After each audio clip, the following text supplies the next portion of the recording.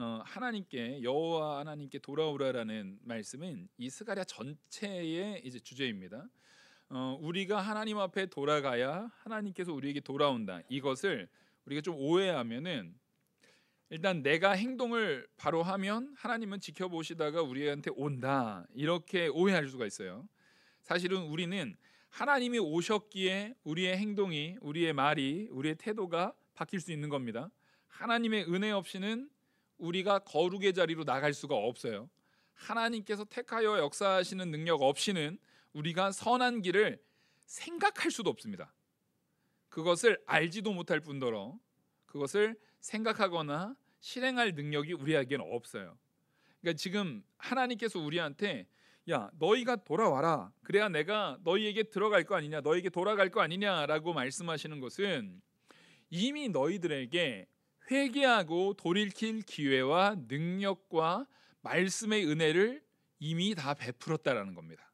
하나님께서 우리에게 이미 베푸신 그 은혜가 주어졌음에도 불구하고 왜 여전히 옛 구습에 옛날 그 죄악의 자리 출애굽으로 따지면 왜 여전히 애굽에 머물러서 부추나 거기서 마늘 먹었던 것이나 기억하고 왜 지금으로는 이미 스가랴 때는 이미 포로기의 시간을 다 지나고 70년 포로 생활이 끝나고 그 다음에 20년이 더 지난 겁니다. 지금 20년이 더 지난 지금에서도 왜 여전히 너희 그 전에 너희의 조상들 오늘 본문에서 말하는 너희 조상들을 본받지 말아야 되는데 왜 그 조상들을 본받아서 그 자리에 여전히 머물러 있느냐라는 것을 지금 지적하면서 스가랴를 시작하고 있다는 것입니다.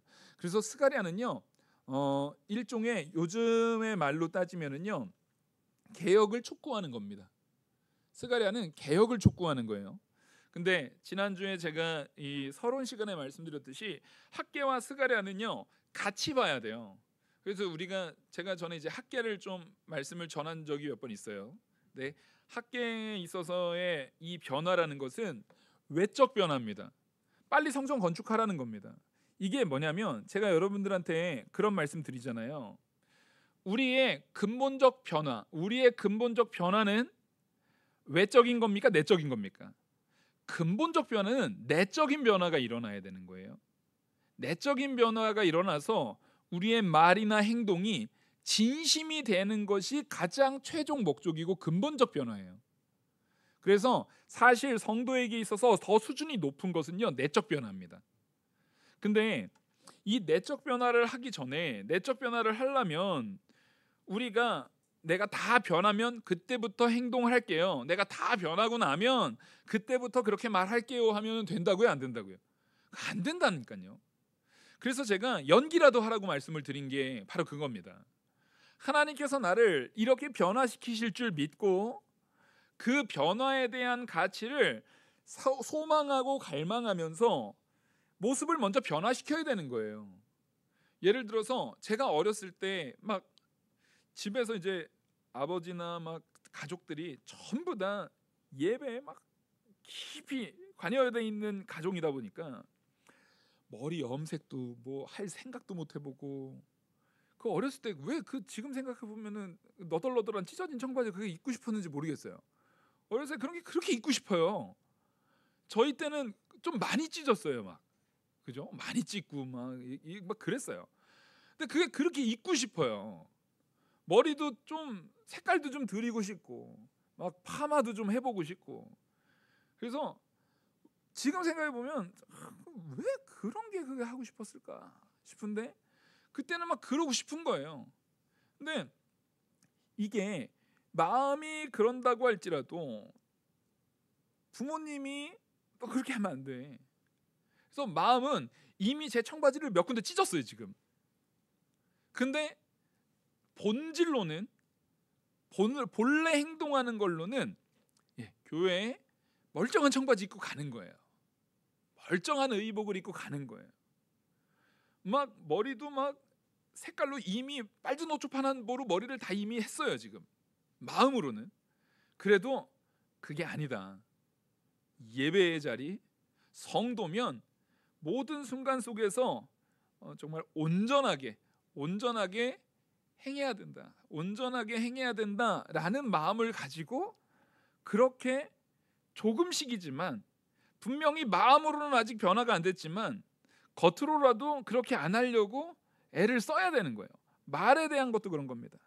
말이 험한 말이 나오려고 해도 내가 그 험한 말을 누르고 거룩한 말로 아직 내가 준비 안 되었어도 그걸 먼저 내는 겁니다. 먼저 내고 하나님 앞에 기도하는 거예요. 이렇게 변화시켜 주십시오. 나를 이런 자로 이끌어 주십시오. 그리고 하나님이 이미 그렇게 이끄신 줄 믿습니다 라고 하는 거예요. 예배 나오는 것도 마찬가지예요. 내가 변화되면 교회 나갈게 그러면 죽었다 깨어나도 교회 못 나와요. 일단 귀에 들리지 않아도, 말씀이 와닿지 않아도, 그 말씀이 오히려 나를 불편하게 한다 할지라도 하나님의 명령이니까 예배의 자리에 나오는 거예요. 기도할 말이 없어도, 기도가 전혀 입에 나오지 않아도 기도의 자리에 나오는 거예요. 새벽을 깨워보기도 하고요, 수요 예배에 나와보기도 하고요, 모든 예배를 다 참여해보기도 하고요. 그러면서 내가 점점점 하나님의 말씀에 순종했을 때에, 일종의 그런 겁니다. 내가 하나님의 말씀을 순종했을 때 하나님께서 좀 더 능력으로 나한테 채워주는 거예요. 또 순종하면 무슨 게임하듯이 뭐 이렇게 내가 뭔가를 다 해놓으면 그거에 대한 보상이 주어지듯이 하나님께서는요 우리한테 그 보상이 철저하세요. 그래서 내가 하나님 말씀을 아직은 마음이 부족한 상태에서 순종을 했어도 하나님께서 보상을 주세요. 그리고 또 순종하고 또 보상이 주어지고. 근데 나중에는 이게 점점 자라나면 하나님께서는 우리를 그런 게임처럼 그냥 기계적으로 대하는 것이 아니라 나중에 우리를 성숙하게 하시기 위한 과정이었거든요. 그러니까 어렸을 때는 아버지가 너 이거 해주면은 너 아빠한테 예쁜 말 쓰고 뭐 정리 똑바로 해주고 아빠한테 이렇게 해주고 이렇게 하면은 너 사탕도 주고 뭐 용돈도 주고 막 이런 걸로 하지만, 처음에는 그렇게 해서라도 얘한테 그 행동을 끄집어내려고 하지만 궁극적으로는 아빠가 막 70살, 80살, 90살 돼서까지 야 아들아 내가 이거 사탕 줄 테니까 이럴 수 없잖아요. 결국에는 어렸을 때는 그 과정을 가져가지만 궁극적으로 바라는 것은 그 아이가 뭐 하길 원하는 겁니까? 철들기를 원하는 거예요. 그 아이가 철들어서 이제는 내가 더 이상 그 아이한테 사탕 주지 않아도, 그 아이한테 용돈 주지 않아도 오히려 그 아이가 진심으로 나를 사랑해서 내 아버지, 내 어머니, 오히려 내가 이제 아버지를 섬깁니다, 내가 이제 어머니를 섬깁니다로 되어지길 바라는 거예요. 하나님께서도 우리에게 지속적으로 보상이 주어져요. 근데 어느 날 이 과도기가 제일 어려워요. 제일 과도기가 어려운 것이 뭐냐면, 여러분들이 신앙생활을 열심히 할 때 초기에 하나님께서 복을 막 부어주세요. 잘 돼요. 형통할 때가 있어요. 근데 어느 날 갑자기 열심히 하는데 힘들어요. 열심히 하는데 그게 보상이 안 주어지는 것 같아요. 내가 한 만큼 주어지는 게 없는 것 같아요. 그때는 좌절할 때가 아니라 진짜 기뻐할 때예요. 그때는 이제 하나님께서 나한테 뭘 요구하시는 거냐면, 따라하겠습니다. 단단한 식물을 먹을 때, 우리가 자라났다는 얘기예요. 더 이상 사탕 안 주시는 거는 사탕을 주지 않아도 될 만큼 우리의 믿음이 자랐기 때문에 이제 그거보다 더 어려운 너의 진심을 내가 이제 보기를 원한다. 네가 이제 이 과도기를 넘어서서, 이 시기를 넘어서서 하나님 앞에 영광 돌리고 하나님 말씀대로 순종하는 것이 참된 기쁨이 되는 자리까지 나아가길 원한다. 그걸 지금 요구하시는 때가 우리에게 반드시 옵니다. 근데 그때가 안 오면은요 오히려 성도로서 좋은 거예요, 슬픈 겁니까? 이거 슬픈 거예요. 죽는 날까지 어린애와 같은 신앙으로 신앙생활하다가 가는 경우도 많아요. 그런 경우도 많습니다. 근데 그 상황은요 천국에서 상급이 크지 않아요. 천국에서 상급이 크다는 얘기는 반드시 우리의 신앙의 내용 가운데 시련이 있어야 돼요. 그 시련이라는 게 내가 남하고 다퉈가지고 들이받아가지고 나타나는 시련 말고요. 그건 시련이라기보다 그냥 자기가 문제를 야기시킨 거고요. 그런 게 아니라 정말 말씀대로 순종함에도 불구하고, 정말 거룩하게 살려고 애를 씀에도 불구하고 나타나는 어려움들이 있어요. 그런 환난들이 있어요. 그런 고난들이 있어요. 그런 고난들을 한나가 기도로 돌파했던 것처럼 우리도 그것을 하나님께서 이제 나한테 힘도 주셨고 능력도 주셨다라는 것을 깨달아서 그것을 해 나가야 된다라는 거예요. 지금 이 스가랴는요, 하나님이 이스라엘 백성에게 이미 70년 포로 생활 이후에 용서를 주신 상황입니다. 그리고 그 앞서서 오늘 여기 보면 다리오 왕 제2년 8째 달이라고 돼 있잖아요. 그럼 이 얘기는 무슨 얘기냐면 이미 다리오 왕 전에요. 그 다리오 왕 전에 우리가 이제 고레스를 알잖아요. 근데 고레스 바로 앞에, 고레스 바로 직전에 캄비세스라는 그 잠깐의 제위를 했던, 캄비세스가 이제 고레스 전에 잠깐 제위하고 그 다음에 고레스가 제위를 하고, 고레스가 가장 이 사실상 페르시아에서는요 최고의 훌륭한 왕 중에 하나예요. 그 다음에 다리오예요. 그래서 고레스 때 하나님께서 칙령을 내리게 해가지고 고레스 때 성전을 건축할 수 있는 기회도 주셨고, 고레스를 통해서 그 성전 건축하는데 법조문이라든가 이런 부분에 있어서 많은 협조가 되어질 수 있도록 능력도 주셨고 기회도 주셨고 힘도 주셨단 말이에요. 근데 순종의 마음이 약했어요. 순종의 마음이 약했고 자기의 헌신의 마음이 약했어요. 그래가지고 정작 학계가 오자마자 제일 책망하는 게 뭡니까? 너희는, 니네 집들은 번듯하게 다 지어놓고서 정작 주의 전은 왜 안 짓느냐, 이게 왜 성전 건축 안 하냐, 이거 가지고 성전 건축 설교하는 건 제가 옳은 거라고요? 아니라고요? 아니에요. 그거 맥락이 전혀 옳지가 않아요. 교회 건축 똑바로 해라, 이거 아니에요. 이 얘기는 뭐냐면 너희들 마음에 하나님이 오기를 진짜 바라니? 하나님이 우리를 주장해 주시고 하나님께서 우리에게 오기를 정말 바라는 거 맞아? 정말 바란다면 집이 아닌, 너희들의 집이 아니라 하나님이 거하실, 하나님께서 우리에게 오실 성전부터 지었어야지, 그걸 얘기하는 거예요. 지금 왜 너희가 여전히 자기 중심의 삶으로 살고 하나님이 우리 안에 오셔서 하나님이 우리를 주장해 주시고 하나님만 의지하며 살아가는 마음을 갖지 못하느냐라고 책망하는 거지. 야, 너 왜 성전 안 지었어? 건축연보 왜 똑바로 안 해? 건축연보 많이 해, 그래야 복받아. 그런 얘기하는 게 전혀 아니에요. 지금 학계사에서는요 외적인 개혁부터 하라는 거예요. 외적인 개혁부터 너희가 정말, 우리가 이제는 벌로서 죄를 지어가지고 70년 포로 생활을 했고, 그렇게 해서 하나님께서 그럼에도 불구하고 하나님의 약속에 따라서 70년 포로 생활 이후에 하나님의 용서가 있었음이 확증된 겁니까? 안 된 겁니까?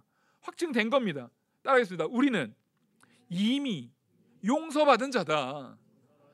이게 명확한 거예요. 우린 이미 용서받은 자인데 왜 아직도 용서받은 자가 아니라 피해받은 자인 것처럼, 사실은 그 용서도 우리의 죄로 인해서 용서받은 건데 왜 내가 맨날 피해자고 나만 괴로운 사람인 것처럼 인상 팍 쓰고 맨날 막 불만이 가득해가지고 왜 그러고 살고 있냐. 너희들은 지금 오히려 멸망당했어도, 완전히 진멸당했어도 이상하게 전혀 없는 상황에서 하나님께서 용서해 주신 거라는 걸 잘 기억해야 돼요. 그래서 우리가 잘 알아야 되는 것이 뭐냐면 2절에서 말하는 것처럼 여호와가 너희의 조상들에게 심히 진노하였느니라. 너희들 알고 있지? 너희 조상들이 하나님 앞에 어떻게 했는지를 기억하라라는 거예요. 그리고 분명히 아셔야 돼요. 이후에 우리가 느헤미야가 앞에 있지만 느헤미야가 역사서로 앞에 더 있잖아요. 근데 느헤미야는 사실상 연대로 따지면 스가랴보다 한참 뒤에요.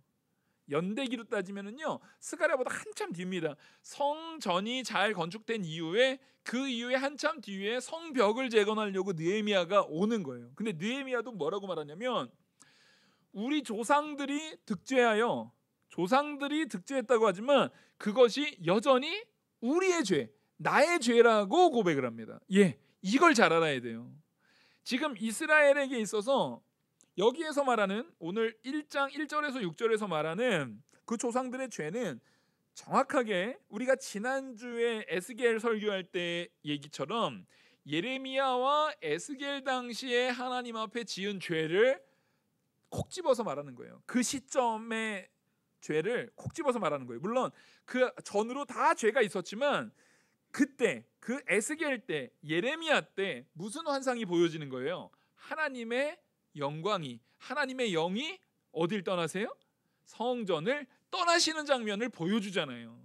에스겔의 그 이 환상을 통해서 에스겔의 영혼을 분명히 포로 위치에 있었던 에스겔이 환상 가운데 예루살렘의 성전으로 하나님께서 옮겨버려서 그 장면을 보게 만드시는 거예요. 이들이 거기에다가 우상을 말 그대로 새긴 우상 만들지 말라니까 뭐 했다고요? 그렸다고요. 이 사람들이 그렸다고요. 성전이 있으면 뭐래요? 그 성전에 도저히 더러워서 누가 있을 공간이 없어요. 하나님이 거할 공간이 없어요. 성소 안에다가 그 태양신 섬기고 있었다고요. 제사장 25명이. 하나님이 도저히 있을 공간이 없는 거예요. 그래서 내가 더러워서 여기 있을 수가 없다. 그래서 떠난다. 이게 지금 그때 떠난 이유로 성전에서 하나님이 떠나시니까 성전되고 성전이 보호받는 것은 누가 계실 때뿐이에요? 하나님 계실 때뿐이에요. 그 성전을 하나님이 떠나시니까 성전이 어떻게 됐어요? 파괴돼 버렸단 말이에요. 근데 이제 이스라엘에게 다시금 하나님께로 돌이키게 하려고 포로기 안에서도 돌아오게 하고 20년이나 그나마 거기에서 거주할 수 있는 시간을 주어줬음에도 불구하고 자기 집 짓는 일에는 열심을 내었는데 뭐에는 안 했어요? 하나님의 성전을 짓는 일. 그러니까 이 얘기는 근본적으로 누가 오는 게 내 관심사가 아닌 거예요? 하나님이 나에게 돌아오는 게, 하나님이 나와 함께 하시는 게 정작 우리의 관심사가 아닌 거예요. 이걸 돌이키라는 겁니다. 하나님이 우리의 주권자가 맞으십니까? 하나님이 우리의 만왕의 왕이시고 우리의 구주시고 우리를 주장하시는, 내가 오직 기댈 유일하신 구주이신 것이 맞다면 하나님이 돌아오게 해야 돼요.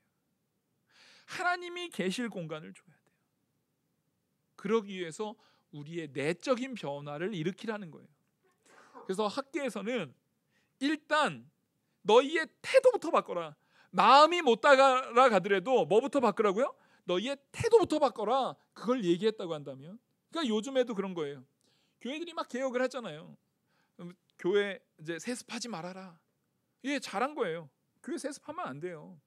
그리고 교회에서 뭐 금전적으로 물질적으로 막 이런 것들에 대해서 투명하게 하는 거, 이런 거 잘하는 거예요. 이런 변화가 있는데 그게 본질인가요?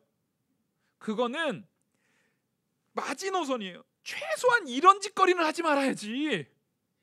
얼마나 너희가 내면이 썩고 더러우면, 얼마나 내면이 더러워졌으면 이런 짓거리까지 가느냐를 얘기한 거잖아요. 그래서 외적인 개혁이라는 것은 되게 거대해 보이고 눈에 띄고 막 매스컴에 나오고 막 그러니까 대단한 것 같지만, 외적인 개혁은요 사실상 이제야 불을 붙인 것뿐이에요. 진짜 중요한 개혁은 그런 것들이 본질적으로 우리 성도 한 명 한 명의 마음에서 당연하게 이루어지는 변화가 있어야 돼요. 그게 바로 내적인 변화입니다. 속사람의 변화가 있어야 되는 거예요. 속사람의 변화를 촉구하는 겁니다. 속사람의 변화가 있으려면요, 나 자신은 누구인지를 알아야 됩니까? 죄인인 줄을 알아야 돼요. 죄인인 줄 알아야 변화시킬 거 아닙니까? 이 안에 죄가 있는 것을 알아야 죄를 버릴 거 아닙니까? 내 안에 더러움이 있는 줄 알아야 그 더러움을 치울 거 아닙니까? 그것을 그래서 하나님께서 보이게 하시는 거예요. 그래서 조상들에게 진노한 그 죄가 여전히 우리 안에 있음을 알고, 우리 안에 하나님이 오시려면 그와 똑같은 죄, 별 죄가 아니에요. 자기가 우상된 거, 자기 중심의 삶, 자기 이익을 위해서 살아가는 삶, 그걸 얘기하는 겁니다. 그걸 없애라는 겁니다. 그걸 치우라는 겁니다. 그래야 하나님이 오실 거 아니냐. 그래야 하나님이 우리와 함께 거하실 거 아니냐. 정말로 우리에게 있어서 성전을 건축해야 되는 거예요. 참된 성전을 건축하려면 뭐부터 해야 되는 겁니까? 성전은 지금 우리 내면에 있잖아요. 여러분, 우리가 성전 건축이라고 말하지만 엄밀히 따지면 이거는 교회의 건물이에요. 물론 여기에 하나님이 예배 가운데 임재하시니까 우리가 성전이라는 표현도 써요. 하지만 정말로 하나님께서 항상 내주하는 성전은 본질적으로는 우리 내면일 수 있어요. 우리 내면이 온전해져야 하나님께서 함께 하실 거 아닙니까? 그래서 3절에 그러므로 너는 그들에게 말하기를 만군의 여호와께서 이처럼 이르시되 너희는 내게로 돌아오라. 만군의 여호와의 말이니라. 그리하면 내가 너희에게로 돌아가리라. 만군의 여호와의 말이니라. 제발 너희가 돌아와라. 분명히 포로기 안에서 돌아왔고 표면적으로는 돌아온 것 같은데 사실은 이들 마음에는 하나님이 돌아오시기를 바라는 마음이 없어요. 그러니까 성전 건축도 안 해요. 변화가 없어요. 마음에 하나님이 없어요. 우리의 삶을 돌아보십시오. 정말 하나님이 우리의 주인 되십니까? 우리의 일상 속에서 하나님이 우리를 주장하시고 우리 안에 계셔서 내가 잘못된 선택을 하려고 할 때마다 하나님께서 주장하시는 그대로 나를 이끄시기를 정말 원한다면 정말 내가 생각하는 바와 내가 말하는 바와 내가 행동하는 모든 일에 있어서 하나님의 뜻에 온전히 서 있는가를 봐야 합니다. 그 길에 우리가 서 있어야 합니다. 정말 내 상태가, 내 심령의 상태가, 내 내적인 변화가 하나님이 오시기에 합당한 공간으로서 정결하게 되어 있는가를 봐야 되는 겁니다. 그래서 4절에 너희 조상들을 본받지 말라. 옛 선지자들이 그들에게 외쳐 이르되 만군의 여호와께서 이같이 말씀하시기를 너희가 악한 길 악한 행위를 떠나서 돌아오라 하셨다 하나 그들이 듣지 아니하고 내게 귀를 기울이지 아니하였느니라. 여호와의 말이니라. 지금 예레미야 때와 에스겔 때를 다시 한번 상기시켜 주는 겁니다. 그때를 돌이켜봐라. 선지자 중에 둘째가라면 서러운 에스겔과 예레미야를 동시대에 같이 보내줬어요. 요즘으로 치면 너무 훌륭한 목회자, 너무 훌륭한 선지자 둘을요 동시대에 같이 활동하도록, 왜냐하면 너무나 죄악된 상황 가운데 있으니까 동시에 같이 활동하도록 했어요. 근데 정작 예레미야와 에스겔이 따지고 보면 성공한 선지자입니까? 실패한 선지자입니까? 실패한 선지자예요. 돌이키지 못했어요. 복음을 전하면 전할수록 그 이스라엘 백성들은 오히려 예레미야와 에스겔을 향해서 어떻게 했습니까? 막 돌 던지고 죽이려고 했어요. 결국 그들은 그들의 돌이킴을 보지 못하고 죽었어요. 그 변화를 보지 못하고 죽었습니다. 지금 5절에 너희 조상들이 어디에 있느냐? 그렇게 불순종했던 조상들 지금 어디 있냐? 다 죽었다. 그리고 또 선지자들이 영원히 살겠느냐? 그 선지자들이 열심히 말씀을 전했지만 결국 실패하고 죽었다. 너희들이 그 죄악의 시대를 다시 걸을 것이냐? 우리 일생에도 그렇습니다. 우리 일생 가운데도요 하나님을 떠나서 완전히 죄악 가운데 놓여있던 그 순간이 있습니다. 거기로부터 하나님께서 변화시키고 말씀을 통해서 변화시키는 과정들이 있어요. 그래서 지금 오늘날 이 자리까지 이끄실 때에 나는 많이 변화됐는가? 나는 충분히 변화됐는가를 물으시는 거예요. 어느 누구도요 어느 사람으로는요 그 모든 변화를 끝까지 책임져 줄 수 있는 사람은 없어요. 부모가 자녀의 믿음을 끝까지 책임져 줄 수 있습니까? 생물학적으로 먼저 하나님이 불러가실 거예요. 그래서 우리는 필연적으로 말씀을 전하는 일에 있어서도 교육하는 일에 있어서도 하나님을 기대라고 가르치셔야 됩니다. 엄마가 우리 아들 다 해줄게, 아빠가 우리 딸 다 해줄게, 이게 아니라 너의 인생을, 너의 모든 것을 하나님께 맡겨라. 너의 모든 것을 하나님을 의지해라. 하나님께 맡기고 하나님을 의지해야, 그래야 네가 산다. 그러기 위해서 너의 심령에 하나님을 영접해라. 하나님과 동행해라. 그러려면 우리 안에 하나님이 거하시려면 따라하겠습니다. 하나님은 악과 함께 하실 수 없다. 아멘. 하나님은 악과 함께 하실 수 없어요. 우리가 악한 길에 서 있으면서 하나님, 저 하나님과 함께 하고 싶어요라는 것은 있을 수가 없어요. 적어도 우리가 여전히 죄악 가운데 있다 할지라도 하나님, 제가 방향은 돌렸습니다. 근데 돌리는 과정이 오래 걸릴 뿐입니다. 근데 저는 돌리려고 애를 쓰고 있습니다. 하나님, 저의 이 돌리는 키를 붙잡아 주시고 돌리는 것을 도와주셔서 제가 하나님을 향해 가는 이 과정들을 하나님께서 함께 해달라고 기도할 수는 있어요. 근데 여전히 악을 가면서 하나님, 저 그냥 이거 나름 괜찮고 이 악한 생활 나쁘지 않으니까 저는 악한 생활 갈 테니까 하나님 저랑 잘 쫓아오세요. 이건 있을 수 없어요. 우리는 배와 같아요. 제가 오늘 주일학교 애들한테도 아주 간략하게 말했지만 사실 이거 굉장히 철학적인 얘기거든요. 우리는요, 우리 인생 하나하나가 하찮은 인생이 아니에요. 여러분 한 명 한 명의 인생이요, 얼마나 거대한 배와 같은지 몰라요. 그 거대함이 얼마나 큰지 하나님께서는 여러분 한 명 한 명의 인생, 여러분들 한 명 한 명을 향해서 천하보다 귀하다라고 말씀하세요.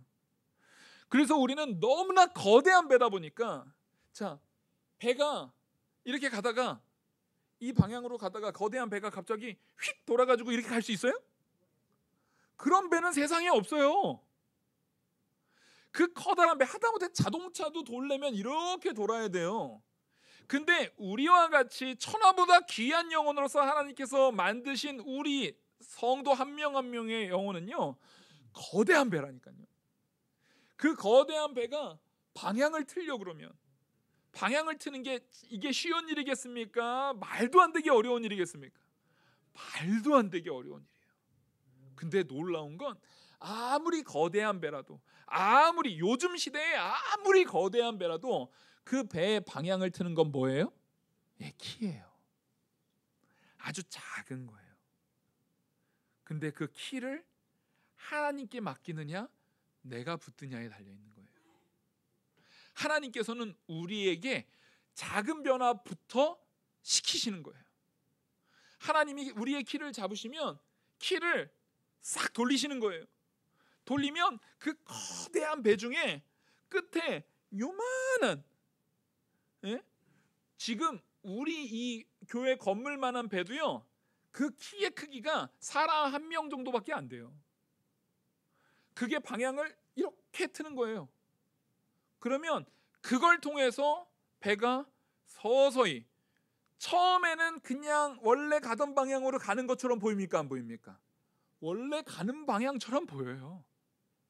한참을 가도 방향이 틀어진지도 잘 모르겠어요. 방향이 틀어진지도 잘 모르겠는데 그래도 우리는 하나님한테 내 키를 맡기고 하나님께서 내 키를 붙잡아 주신 것을 맡기고 하나님만 의지하고 나아갈 때 가까이에서 볼 적엔 하나님께 맡겼는데 변화가 없는 것 같아요. 하나님께 맡겼는데 여전히 그 방향으로 가고 있는 것 같아요 라고 보지만 멀리서 보면 배가 어떻게 되고 있는 거예요? 이렇게 돌고 있는 거예요. 이렇게 크게 원을 돌아서 점점 방향이 바뀌고 있어요.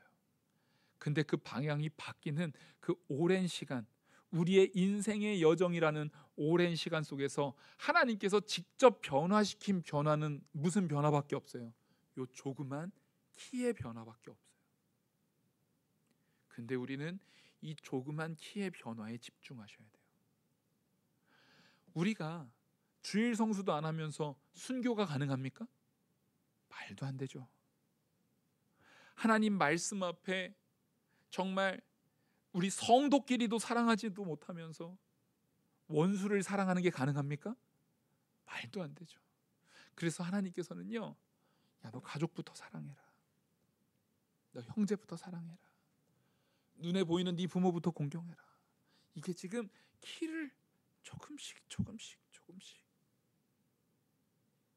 그 작은 것들 하나하나를 변화시키기를 원하시는 거예요.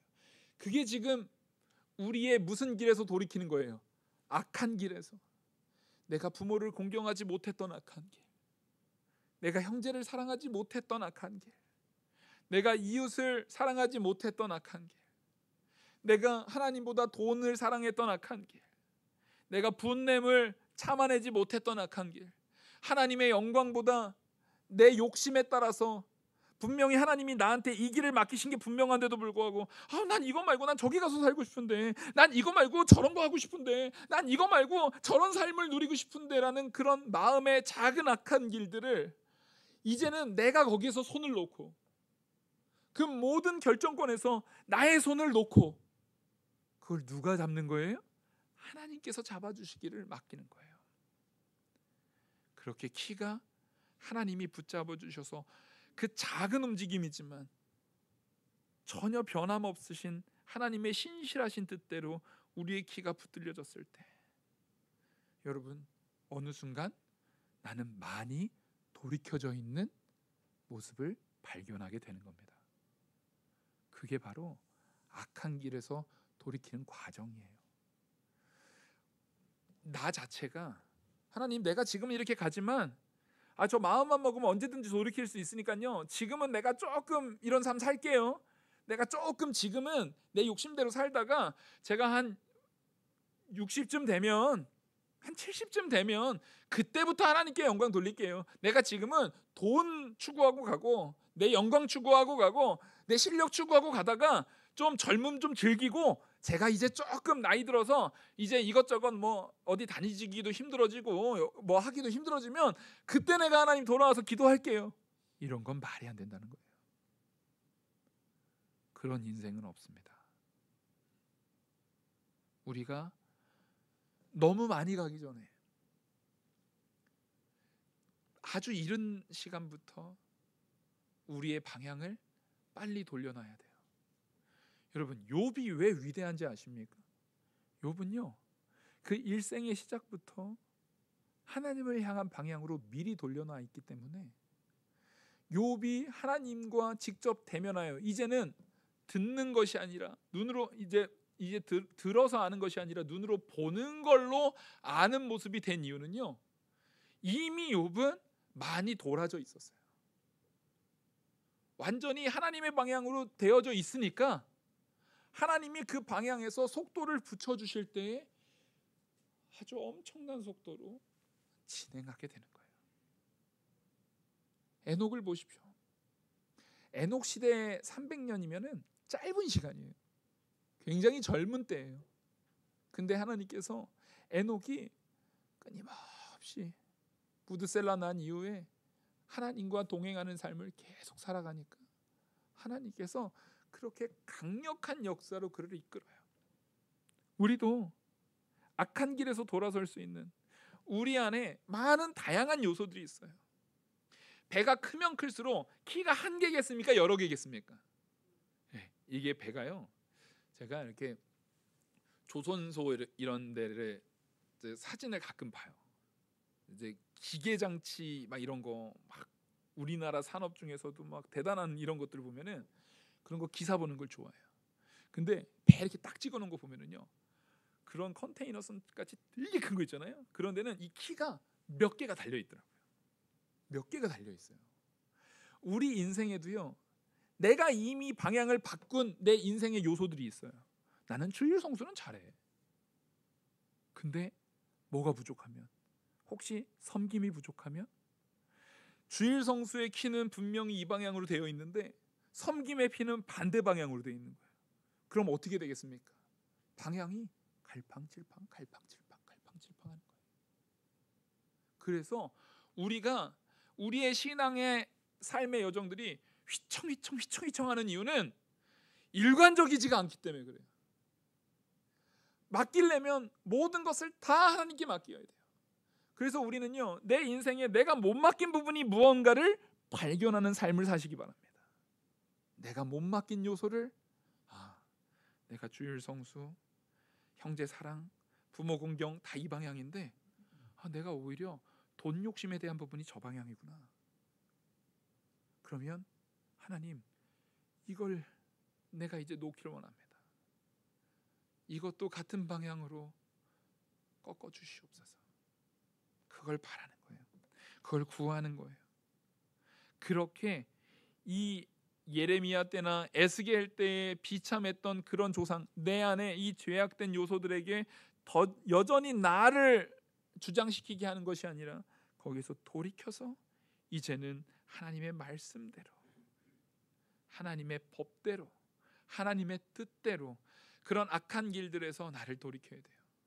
우리의 많은 요소들이 어느 것이 선한 길에 있고 어느 것이 악한 길에 있는지를 분별해서 여전히 악한 길에 놓여져 있다면 그걸 돌리시기 바랍니다. 그게 바로 뭘 소망하는 거예요? 하나님이 내 안에 오기를 소망하는 자의 삶입니다. 여러분, 이걸 추구해 나가셔야 돼요. 그래서 6절에 내가 나의 종 선지자들에게 명령한 내 말과 내 법도들이 어찌 너희 조상들에게 임하지 아니하였느냐. 그러므로 그들이 돌이켜 이르기를 만군의 여호와께서 우리의 길대로 우리의 행위대로 우리에게 행하시려고 뜻하신 것을 우리에게 행하셨도다 하였느니라. 그들도 다 안다는 거예요. 분명히 자기들에게 선지자들 통해서 말씀하셨다라는 것을 그들도 변명할 수 없을 만큼 분명히 들었습니까? 못 들었습니까? 들었습니다. 그리고는 깨닫는 거예요. 아, 우리의 죄의 결과가 우리에게 부어졌구나. 하나님께서는 그 고백을 들으시고 용서하시고 돌이켜 주셨습니다. 이제는 우리가 그 용서에 힘입어서 내가 악의 길로 방향이 틀어져 있는 키들을 하나씩 다시 정배열하시기 바랍니다. 하나님에게 가는 방향으로, 하나님에게 가는 방향으로 우리의 모든 마음의 가치들을 악한 길에서 돌이키는 방향으로 우리의 키를 옮길 때에 하나님께서 더욱더 큰 능력으로 우리를 주장하실 줄 믿습니다. 기도하시겠습니다. 은혜와 사랑이